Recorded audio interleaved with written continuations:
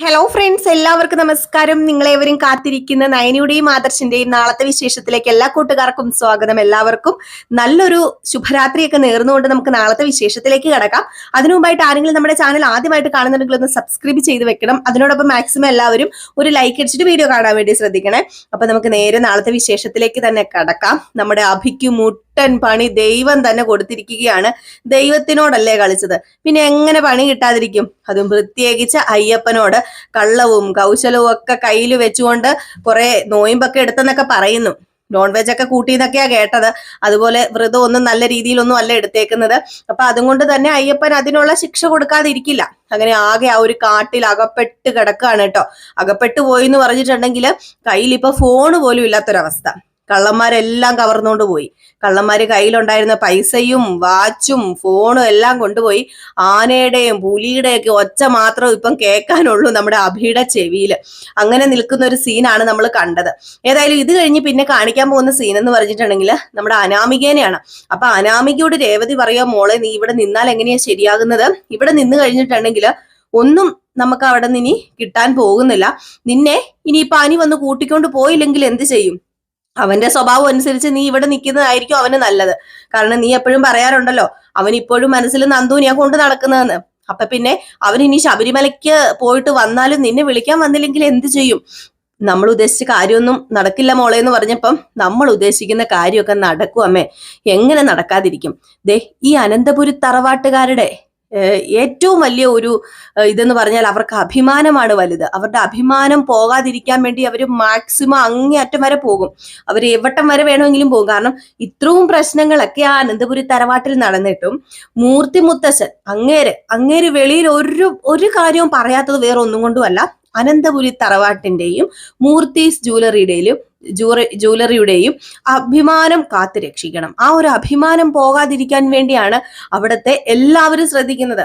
അപ്പൊ പിന്നെ ഒന്ന് ഓർത്ത് നോക്കിക്കേ, നമ്മള് പത്രത്തില് ഒരു പരസ്യം കൊടുക്കുക, ഗാർഹിക പീഡനം എന്നൊക്കെ പറഞ്ഞു കഴിഞ്ഞിട്ടുണ്ടെങ്കിൽ ഇപ്പോഴുണ്ടല്ലോ നമ്മുടെ നാക്കിന്ന് വീഴാൻ നോക്കിയിരിക്കാം. മീഡിയാസ് ഒക്കെ ഇങ്ങ് വരില്ലേ?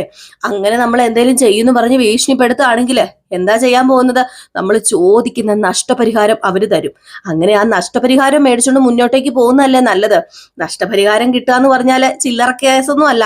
നമ്മൾ ചോദിക്കുന്ന പൈസ തരും.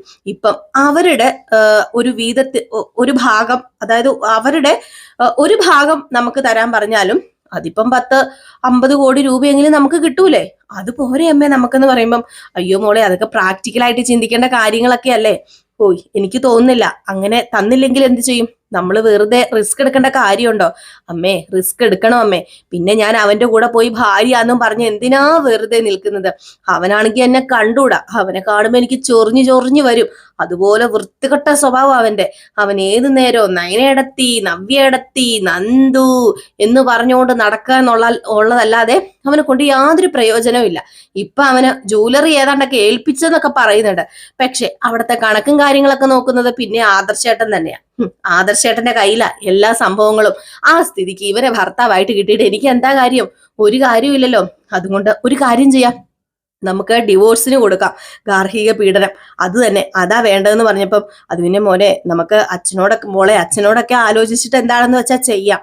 ഏതായാലും എനിക്കിപ്പൊ പറയാനുള്ളത്, നമ്മള് പൊന്മുട്ടയിടുന്ന താറാവിനെ ഒരുമിച്ച് കൊല്ലേണ്ട കാര്യമുണ്ടോ? അങ്ങനെ ഒരുമിച്ച് കഴുത്ത് ഞെരിച്ച് കൊന്നു കഴിഞ്ഞാൽ പിന്നെ അത് മുട്ടയിടാതിരിക്കും. ഇതാവുമ്പോ പലപ്പോഴായിട്ടും മോക്ക് ആവശ്യത്തിനുള്ള പൈസ എവിടെ നിന്ന് കിട്ടും? അതെങ്ങനെയാണെങ്കിൽ മോഷ്ടിക്കുമെങ്കിലും ചെയ്യാം. അത് മോക്കറിയാലോ. പിന്നെ ആ മൂർത്തീസ് ജ്വല്ലറിയിൽ കയറി പറ്റുകയാണെങ്കിൽ ആ വഴിയും കുറെ നിനക്ക് സമ്പാദിക്കാന്ന് പറയുമ്പം അതൊക്കെ നമുക്ക് എന്താണെന്ന് വെച്ചാൽ ചെയ്യാം. ഏതായാലും തൽക്കാലം ഞാനൊന്ന് ഇവിടെ നിൽക്കട്ടെ. ഏതായാലും ഇപ്പം പോകുന്നില്ല, ശബരിമലയെന്ന് വരട്ടെ. ശബരിമലയെന്ന് വന്നിട്ട് പോകാൻ നിന്ന് കഴിഞ്ഞിട്ടുണ്ടെങ്കിൽ നയനെ അങ്ങോട്ടേക്ക് ചെല്ലില്ലേ? നയനെ അങ്ങോട്ടേക്ക് ചെല്ലുന്നതിന് മുമ്പ് മോൾ അങ്ങോട്ടേക്ക് ചെന്ന് ആധിപത്യം സ്ഥാപിക്കണം എന്നൊക്കെ ഇങ്ങനെ എരിവൊക്കെ പറഞ്ഞു കൊടുക്കുകയാണ് കേട്ടോ. എരിവൊക്കെ കയറ്റി കൊടുക്കുകയാണ് കേട്ടോ. ഇതേ സമയം പിന്നെ കാണിക്കുന്നത് നമ്മുടെ നന്ദൂനെയാണ്. അപ്പൊ ഈ ഒരു സമയത്ത് നയനയും കനകദുർഗയും കൂടെ നരക്ഷേത്രത്തിൽ പോയി. അപ്പൊ നമ്മുടെ നന്ദുവിനെ ഒറ്റയ്ക്ക് കിട്ടിയ സമയമാണല്ലോ ഗോവിന്ദന്. അപ്പം കുറച്ച് ഉപദേശങ്ങളൊക്കെ കൊടുത്തേക്കാം എന്ന് കരുതിയിട്ട് മകളോട് പറയാണ്, മോൾ ഇങ്ങനെ നിന്നാൽ ശരിയാവില്ല. ഞാന് അമ്മയും ചേച്ചിയൊക്കെ ഉള്ളപ്പോ പറയാത്തത് അവർക്കും കൂടെ സങ്കടമാകുമെന്ന് ഓർത്തിട്ട് തന്നെയാണ്. മോക്കിപ്പോ എത്ര വയസ്സായി? 10-24 വയസ്സ് കടന്നു. ഓരോ അച്ഛനമ്മമാർക്കും പെൺകുട്ടികളുടെ ഓരോ പ്രായം കടക്കും തോറും മനസ്സിൽ നെഞ്ചിടിപ്പ് കൂടി വരും. മോക്കും ഒരു വിവാഹം വേണ്ടേ, ഒരു ജീവിതം വേണ്ടേ? അപ്പോഴത്തേക്കും നമ്മുടെ നന്ദു, അച്ഛൻ എന്താ ഈ പറയുന്നത്? ഒരു പെണ്ണ് പൂർണ്ണമാകണമെങ്കിൽ അവൾ വിവാഹം കഴിക്കണം എന്നാണോ അച്ഛൻ പറയുന്നത്? വിവാഹം കഴിച്ചിട്ടാണോ എല്ലാ പെണ്ണുങ്ങളും ഇവിടെ ജീവിക്കുന്നത്? ഇതേ പണ്ടത്തെ യുഗമല്ല, ഇപ്പോഴത്തെ കാലത്ത് വിവാഹം എന്ന് പറയുന്നത് സത്യം പറഞ്ഞ പെണ്ണുങ്ങൾക്കൊരു ബാധ്യതയാണ്. ആ ബാധ്യത എടുത്ത് തലയിൽ വെക്കാനാണോ അച്ഛൻ എന്നോട് പറയുന്നത്? എന്റെ ചേച്ചി അനുഭവിക്കുന്നു, രണ്ട് ചേച്ചിമാരും അനുഭവിക്കുന്നു. അതൊക്കെ കണ്ടിട്ട് വീണ്ടും വിവാഹം കഴിക്കണം എന്നൊക്കെ പറഞ്ഞാലേ സത്യമായിട്ട് എനിക്കതൊക്കെ കേൾക്കുമ്പോ പേടിയാന്ന് പറയുമ്പോഴത്തേക്കും നമ്മുടെ ഗോവിന്ദൻ പറയാം, എല്ലാവരും ഒരുപോലെ അല്ലല്ലോ മോളെ, നിന്റെ അമ്മയുടെ അത്യാഗ്രഹം കാരണമാണ് നിന്റെ ചേച്ചിമാർക്ക് അങ്ങനെ ഒരു അവസ്ഥ ഉണ്ടായത്. അവരെ സംബന്ധിച്ചിടത്തോളം സാധാരണക്കാരുടെ വീട്ടിലേക്കാ കയറി ചെന്നതെങ്കിൽ ഒരിക്കലും ഇങ്ങനെയൊന്നും ഉണ്ടാവില്ലായിരുന്നു. ആ പിന്നെ കിട്ടിയത് കിട്ടി, അത് തലയെ വിധിച്ചതേ നമുക്ക് കിട്ടത്തുള്ളൂ. അങ്ങനെ മോള് വിവാഹം വേണ്ടാന്നൊക്കെ പറഞ്ഞിരുന്ന് കഴിഞ്ഞിട്ടുണ്ടെങ്കിൽ അത് ശരിയാവില്ല. മോളൊരു വിവാഹം കഴിക്കണം. ഈ അച്ഛൻ മരിക്കുന്നതിന് മുമ്പ് 3 പേരെയും 3 വഴിക്കാക്കണം ഈ അച്ഛന്. അല്ലാതെ ഈ അച്ഛന് ഉറങ്ങാൻ പറ്റുമോ? എവിടെയെങ്കിലും ഒരു 6 അടി മണ്ണിൽ ഈ അച്ഛൻ ഉറങ്ങണ്ടേ? അപ്പം പിന്നെ എന്റെ മക്കളുടെ സുഖജീവിതം കണ്ടിട്ടാണെങ്കിൽ അത് അത്രത്തോളം നല്ലത് എന്നൊക്കെ പറയാണ്. ഏതായാലും ഗോവിന്ദന്റെ ഈ വാക്കുകൾ കേട്ട് കഴിയുമ്പോഴത്തേക്ക് നന്ദൂര് ദേഷ്യം തന്നെയാണ് വരുന്നത്. വിവാഹം എന്ന് പറയുന്നത് നമ്മുടെ നന്ദൂര് കലിയാണ്. പ്രത്യേകിച്ച് ഹനിയെ ഉള്ളിൽ കൊണ്ട് നടക്കുന്നുണ്ട് ഇപ്പോഴും. അതാണ് സത്യത്തിൽ കാര്യം എന്ന് പറയുന്നത്. ഏതായാലും ഈ സീൻ കഴിഞ്ഞ് പിന്നെ കാണിക്കുന്ന സീൻ എന്ന് പറഞ്ഞാല് നമ്മുടെ നയനയും കനകദുർഗയും ഒക്കെ കൂടി ചേർന്ന് പോവുകയാണ് അമ്പലത്തിലേക്ക്. അങ്ങനെ അമ്പലത്തിൽ ചെന്ന് ഒന്ന് മാത്രമാണ് നമ്മുടെ നയന ദൈവത്തിനോട് പ്രാർത്ഥിക്കുന്നത്. എന്റെ ഭർത്താവ് അയ്യപ്പസ്വാമിയെ കണ്ട് തിരിച്ചു വരുമ്പോഴേക്കും എന്റെ അമ്മായിയമ്മയ്ക്ക് എന്നോടുള്ള ആ ഒരു വൈരാഗ്യവും ദേഷ്യവും ഒക്കെ മാറി എന്നെ മരുമകളായിട്ട് അംഗീകരിച്ച് സ്നേഹിക്കണമെന്ന് മാത്രമേ പറയാനുള്ളൂ. പക്ഷെ കനകദുർഗയ്ക്ക് അതൊന്നും അല്ല. കനകദുർഗയ്ക്ക് വേറെ ഒത്തിരി കാര്യങ്ങളുണ്ട്. നവ്യയുടെ കാര്യമുണ്ട്, നയനയുടെ കാര്യമുണ്ട്, നന്ദുവിന്റെ കാര്യമുണ്ട്. അതുപോലെ തന്നെ നമ്മുടെ നവ്യയ്ക്ക് ഒരു കുഞ്ഞുണ്ടാകാൻ പോവുകയാണ്. അപ്പൊ ആ ഒരു കാര്യത്തെക്കുറിച്ചൊക്കെ ഇങ്ങനെ സംസാരിക്കുന്നുണ്ട് കേട്ടോ. അപ്പൊ അതിനോടൊപ്പം തന്നെ നമ്മുടെ നയന പറയുന്നുണ്ട് നവ്യേച്ചിയുടെ കാര്യം കുറച്ച് കഷ്ടത്തിൽ തന്നെയാണ്. ഹബി ഇപ്പം വ്രതം എടുത്തിട്ടൊന്നും അല്ല പോയിരിക്കുന്നത്. അവന് മല കയറാൻ പറ്റുമെന്ന് പോലും അറിയില്ല. കാരണം അതുപോലെയാണ് അവൻ ചെയ്തു വെച്ചിരിക്കുന്ന ഓരോന്ന്. ഞാൻ മുത്തശ്ശി ഇന്ന് വിളിച്ചു കഴിഞ്ഞപ്പോഴാണ് എന്നോട് പറഞ്ഞത്, എന്തോ നവ്യേച്ചി കണ്ടായിരുന്നു, അവൻ വ്രതം തെറ്റിക്കുന്നൊക്കെ കണ്ടായിരുന്നു എന്നൊക്കെയാ പറഞ്ഞത്. അതുകൊണ്ട് തന്നെ എനിക്ക് പേടിയാവുക എന്നൊക്കെ പറയുമ്പം നമ്മുടെ കനകദുർഗ പറയുന്നുണ്ട്, പേടിക്കേണ്ട, അയ്യപ്പസ്വാമി രക്ഷിക്കും, നമുക്ക് പ്രാർത്ഥിക്കുക എന്നുള്ളതല്ലാതെ ചെയ്യാൻ പറ്റില്ലല്ലോ. ഹബി എല്ലാം വരുത്തി വെക്കുന്നതാണല്ലോ, നമുക്ക് പ്രാർത്ഥിക്കാം, അല്ലാതെ ഇനിയിപ്പം വേറെ എന്ത് ചെയ്യാനാണെന്നൊക്കെ പറയുന്നുണ്ട്. അപ്പം നമ്മുടെ നയനയൊക്കെ ഇങ്ങനെ പ്രാർത്ഥിച്ചിട്ട് വലം ചുറ്റി വന്നു കഴിഞ്ഞപ്പോഴത്തേക്കും എന്താണ് മോളെ നീ പ്രാർത്ഥിച്ചത് എന്നിങ്ങനെ ചോദിച്ചു കേട്ടോ. അപ്പോഴത്തേക്കാണ് നമ്മുടെ നയന പറയുന്നത്, ഞാൻ പ്രാർത്ഥിച്ചത് വേറെ ഒന്നുമല്ല, എനിക്കിപ്പോ ഒരു പ്രാർത്ഥന മാത്രമേ ഉള്ളൂ, എന്റെ അമ്മായിയമ്മ എന്നെ മകളായിട്ട് അംഗീകരിക്കണം, ആ ഒരു ദിവസം എത്രയും പെട്ടെന്ന് വരണം എന്ന ആ ഒരു പ്രാർത്ഥന മാത്രമേ ഉള്ളൂ. വേറെ എന്താ എനിക്ക് വേണ്ടത്? ഇപ്പൊ ആദർശേട്ടന്റെ സ്നേഹം കിട്ടുന്നുണ്ട്, മുത്തശ്ശിയുടെ മുത്തച്ഛന്റെയും സ്നേഹം കിട്ടുന്നുണ്ട്, അമ്മയുടെ അച്ഛന്റെയും സ്നേഹം, സഹോദരിമാരുടെ സ്നേഹം, ഇവരൊക്കെ എന്നെ സ്നേഹിക്കുന്നുണ്ട്. ആ ഒരു സ്നേഹം കൊണ്ട് മാത്രം എനിക്ക് പൂർണ്ണമാവില്ലല്ലോ. എന്റെ അമ്മായിയമ്മയും കൂടെ എന്നെ സ്നേഹിക്കുമ്പോഴല്ലേ ഞാൻ പൂർണ്ണമാകത്തുള്ളൂ. അതുകൊണ്ട് എന്റെ അമ്മായിയമ്മ എത്രയും പെട്ടെന്ന് എന്നെ സ്നേഹിക്കാനാണ് ഞാൻ പ്രാർത്ഥിച്ചതെന്ന് പറയുമ്പം മോളുടെ പ്രാർത്ഥന ദൈവം കേൾക്കും.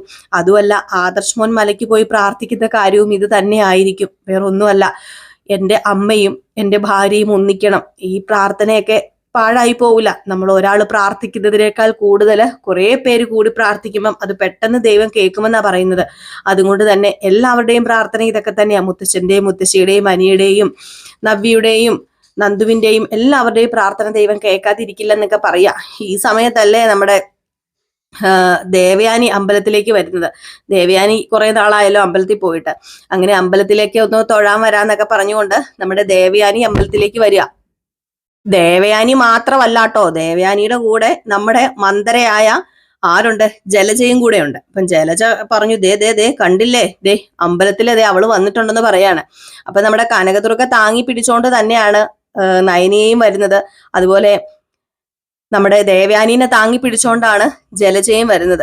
അപ്പോഴേക്കും ജലജ ചോദിക്കുന്നുണ്ട്, ഇവക്ക് എന്ത് കുരുവായിട്ടാ ഇവളീ താങ്ങി പിടിച്ചോണ്ട് വരുന്നത്, ഇവക്ക് എന്താ പറ്റിയത്, എല്ലാരും കൂടെ എന്തോ മറയ്ക്കുന്നുണ്ട്, ഇവക്ക് വല്ല മാറാരോഗമാണെന്നാ എനിക്ക് തോന്നുന്നത് എന്നൊക്കെ ഇങ്ങനെ പറയുന്നുണ്ട് കേട്ടോ. അപ്പോഴത്തേക്കും ദേവയാനിയും പറയുന്നുണ്ട്, അവക്ക് മാറാരോഗം അല്ല, അതിനേക്കാളും വേറെ വല്ല രോഗമായിരിക്കും വരേണ്ടതെന്ന്.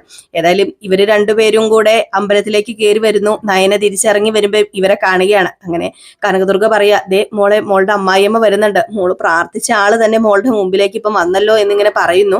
അങ്ങനെ നയനയെ കാണുന്ന ഉടനെ തന്നെ നമ്മുടെ ജലജ ചോദിക്കുക, നീ എന്തിനാടി ഇപ്പൊ ഇങ്ങോട്ടേക്ക് വന്നത്? നീ ഇപ്പൊ ഇങ്ങോട്ടേക്ക് വന്നത് ശബരിമലയ്ക്ക് പോയിട്ട് വരുമ്പം നീ അങ്ങോട്ടേക്ക് വരാനുള്ള തയ്യാറെടുപ്പിനല്ല ഇപ്പൊ ഇങ്ങോട്ടേക്ക് വന്നത്. എടി നീ അങ്ങോട്ടേക്ക് വരാൻ പോകുന്നില്ലടി. നീ ഒരിക്കലും അനന്തപുരി തറവാട്ടിലെ മരുമകളായിട്ട് നീ വരില്ലടി. അതിന് എന്റെ ഏടത്തി സമ്മതിക്കില്ല. പിന്നെ എന്റെ ഏടത്തിക്ക് നിന്നെ കാണുന്നത് തന്നെ ചതുർത്ഥിയാ. അതുകൊണ്ട് മര്യാദയ്ക്ക് മാറിപ്പൊക്കോണം എന്നൊക്കെ പറഞ്ഞിങ്ങനെ വഴക്ക് പറയാട്ടോ നമ്മുടെ നയനെ. അമ്പലത്തിലായതുകൊണ്ട് തന്നെ നയനെ ഒന്നും പറയുന്നുമില്ല. കനകദുർഗയും വലിയ കാര്യമായിട്ടൊന്നും സംസാരിക്കുന്നുമില്ല.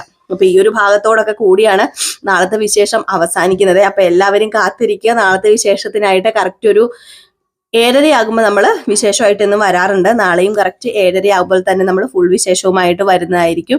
അപ്പൊ നിങ്ങളുടെ സ്നേഹത്തിനും സപ്പോർട്ടിനും ഒക്കെ ഒരുപാട് നന്ദിയുണ്ട്. വീണ്ടും നിങ്ങളുടെ സ്നേഹവും സപ്പോർട്ടും ഒക്കെ പ്രതീക്ഷിച്ചുകൊണ്ട് നിർത്തുന്നു. Tata, bye bye.